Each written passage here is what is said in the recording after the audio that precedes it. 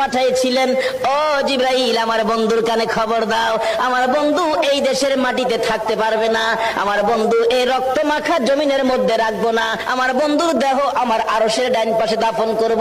জিবরাইল খবর নিয়ে ডাকতেছেন, হুজুর আল্লাহর সালাম গ্রহণ করুন। আমি জিবরাইলের সালাম গ্রহণ করুন। আল্লাহর নবী গো, আপনার দেহ মোবারক আল্লাহর আরশের ডাইন পাশে দাফন হবে, আপনি খুশির সহিত কবুল করুন। আমার নবী কোনো কথা কয় না, দুইটা চোখের পানি ঝরঝর করে ছাড়তেছে। জিবরাইল বলেন, ইয়া রাসূলুল্লাহ, এত সুন্দর প্রস্তাব নিয়ে আসলাম, কোনো কথা কন না, খালি কাঁদেন কেন জানতে চাই। আমার নবী বলেন, জিবরাইল রে, তোমার জন্য খুশির খবর হতে পারে, আমি খুশি হতে পারলাম না। কেন পারলেন না?